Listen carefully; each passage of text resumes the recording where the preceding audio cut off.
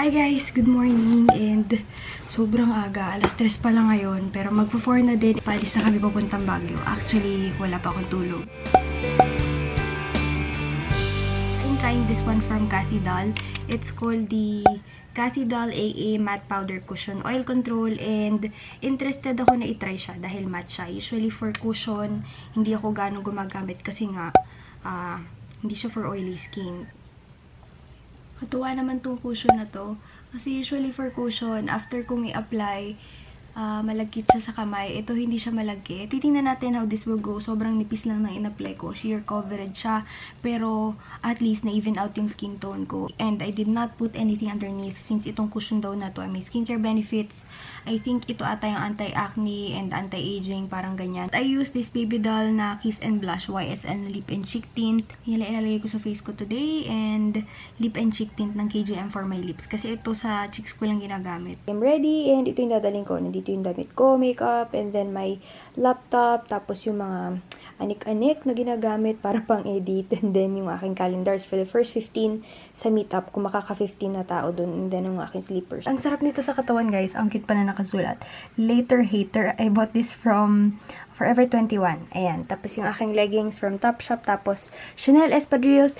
Please do not mind the mess. Ito yung mga, again, mga damit pa na hindi ko pa nasusuot. Ang dami pa nila. Kaya hindi ako dapat bumili ng damit. And may Chanel na, ay sorry, si Lynn pala to, na trio bag. Tambay na lang si Lily. Pero gising na yan. Kanina sumusunod na siya sa akin. Lily, wow, iwan again. Tapos si Tek-Tek. Nilagay ko yung mga luma kong pajama kasi nakalimutan mag-akit ng bed.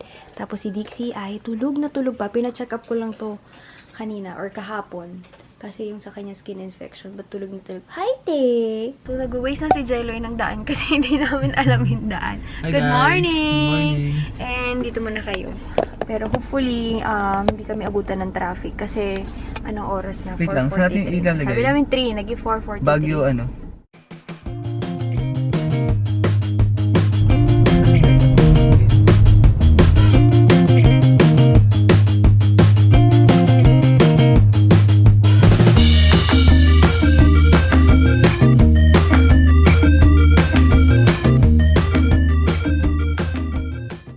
Morning ulit! Kakagising ko lang. Si Jelly lang talaga halos nag-drive. Tapos nagising ako nandito na sa May Cannon Road. Binuksan... Nangyari sa... Binuksan namin sa may sunroof ko yan. Tapos si Jelly na.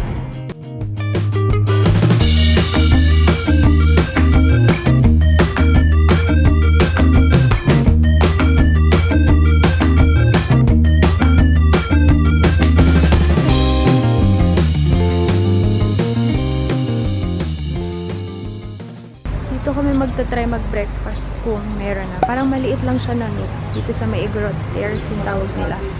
And ayan, mainit dito eh. Okay sana dyan. Doon na si Jeloy. Saan tayo?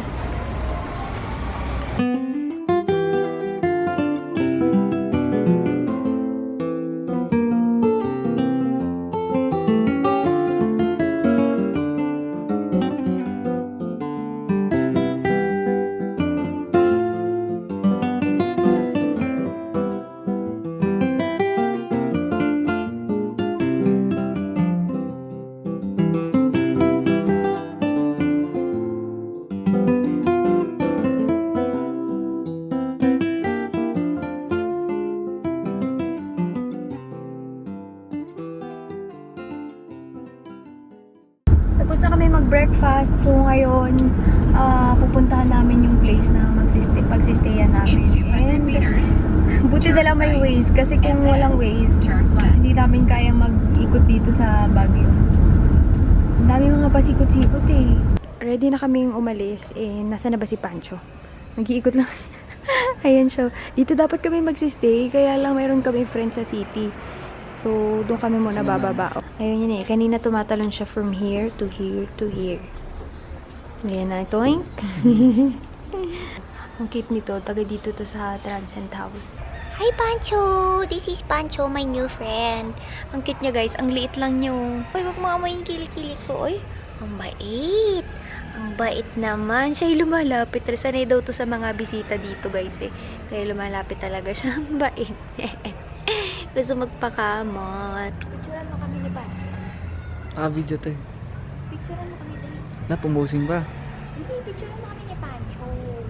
Gusto niya mainitan, kaya lumalapit siya. We are going to SM Baguio para hindi mahirap maghanap ng kainan. Tapos umuulan kasi so mahirap maghanap din sa labas. We are already at SM Baguio and may mga konti subscribers na guys kasi siguro ang daming tao ngayon dito. Malamig kasi open air and sa totoo lang hirap. Hindi ako makakita na maayos kasi yung glasses ko hindi ko lang gusto ko na ilagay. Oo nga no, ba't wala tayo suit? Bibili sana ako ng foundation na Pro, kaya lang wala. Ito palang powder yung meron. But I think sa Manila, tamad lang ako maghanap. 5 shades ata to. Hanap ako ng shade. Ito lang yung binili ko and bayad pala tayo. Dito na kami sa area ng ng aming tutuluyan. And dito na nga ba yun, oh.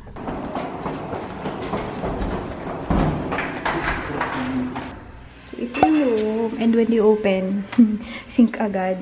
Tapos kompleto naman siya. Meron na rin siyang rice cooker and all, utensils, may ref. Parang talaga siyang bahay. Kasi bahay talaga siya na studio type. And then, meron kayong dalawang seater na dining table. At si Jello ay nandyan. Walang aircon or walang electric fan. Pero, ang ganda ng view guys. Kasi ang view ay view talaga. Ay ano, kitang-kita. Tapos ang mura lang ng room. Tapos ayan. Medyo mahirap lang siyang puntahan. Hindi naman sa mahirap. Mahirap kung wala kang kotse. Kailangan either nakataxi ka or what. Ayan. May hot and cool na rin. Kasi ang lamig ng tubig kanina, guys. Ayan. Ayan, maliwanag na. Kasi hindi pa pala ganun kabukas yung mga ilaw. Tapos, pakita ko sa inyo yung mga binili ko kanina na kung anik-anik. Kasi hindi dinala ko. Ito ay chargers. Ito hindi ko siya binili, pero dinala ko to. This was sent to me by Cathy Dal, and ito yung suot-suot ko ngayon. Ang ganda niya kasi cushion siya, pero matte lang, and hindi siya malagkit sa kamay. Tapos tumagal din naman siya, medyo nagka-crack na nga lang, kasi nag-oil ako dito sa my nose area, pero dito sa ibang area okay siya. At hindi ako nag-concealer. Number 21 yung trinay ko kanina. And yung sinend nila sa akin na parang regular size, kasi sample lang yung trinay ko kanina. Number 23, sana okay pa rin yung kanyang shade, hindi siya masyadong maitim. Tapos, meron din ako ng sample ng number 23. Ang ganda nito. Hindi ko lang din masabi kasi syempre malamig dito ay kanina nasa kotse. Pero nag-oil din naman ako.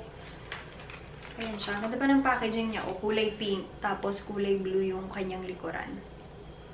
Parang katulad lang din siya na ordinary cushion. And, sabi nila, it's nice for people with acne-prone skin. Kung tama yung gets ko. It's called the Cathy Dal AA Matte Powder Cushion. Tapos ito, hindi ko pa natatry. Cathy Dal AA Automatic Aura Cream SPF 40 PA+++. Number 23 din to. Naku, sana okay sila sa akin. And ano naman siya, nasa squeezy tube. Ang gaganda ng packaging, in fairness. Pink, tapos blue naman na parang foil. Dinala ko siya para matest dito. And then kasi para pantamad, diba?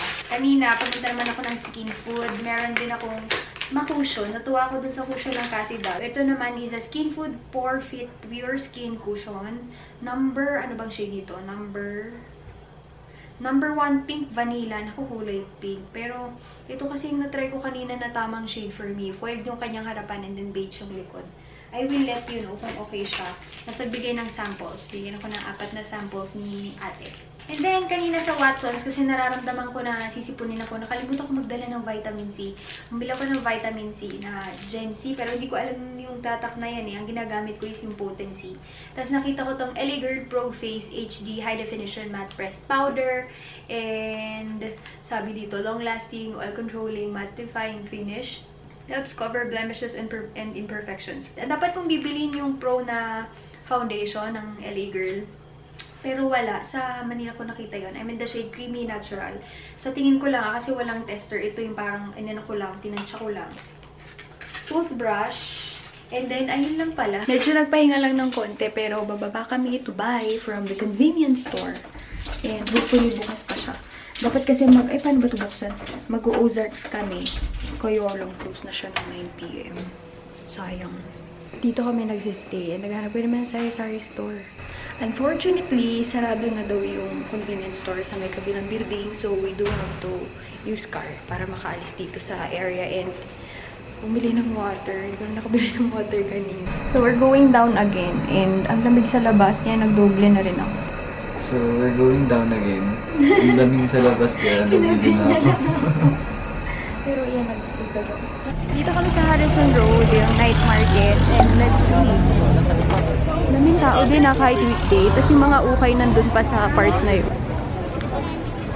Sinadjust lang sa amin to. Kaya lang, nakita ko rin to dun sa likod ng pintuan ng room namin. Kaya mag-ikot-ikot kami ni Jeloy. Tapos maghahanap ng konting food na makakain.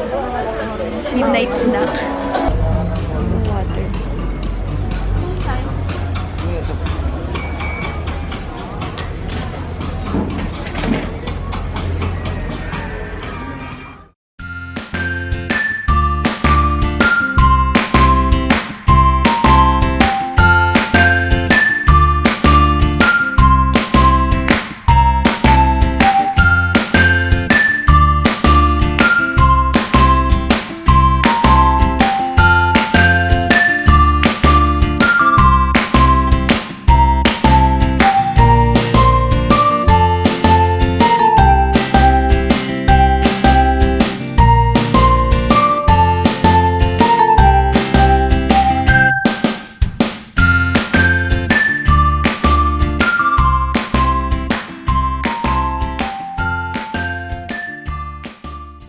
Dito na kami sa kabilang side and yun yung area na pinuntahan namin kanina. Punta kami ng Jollibee. Ayan, kasi ayun ni Jello yung sa binili ko, Mami, at saka Sisig. Dun sa may harapan ng night market. Sobrang dami ng 45 pesos na sisig. Tapos yung Mami, tinikman ko na, nilagyan ko ng chili. Mukhang hindi siya masarap, pero ang sarap. Si Jello ay spaghetti. Kasi ayun niya ng mga ganito. Ayaw yung kumakain ng mga ganito sa amin. Kakatapos ko lang kumain. And ang sarap, yung aking Mami na magkano yun? 25 pesos with egg. Tapos yung sisig na tag 45. Ang daming naman ng sisig. Si Jeloy ay kumakain ng kanyang spaghetti. Parang bata to. Pero yun, walang insurance sa pagkain ang tawag ko doon. Kasi pag sumakit yung tiyan mo, bahala ka na sa sarili mo. Pero importante, masarap siya. At pinatayan kami ng ilaw. Uwi na kami. Wala kaming makita na sa ukay. Ang hirap kasi, tamad kasi talaga ako magtingin ng mga tamad ako magsukat. Tapos ang lamig. We are back. And yun pala kaninang night market sa may Harrison Street. Ay, bigla siyang sumama.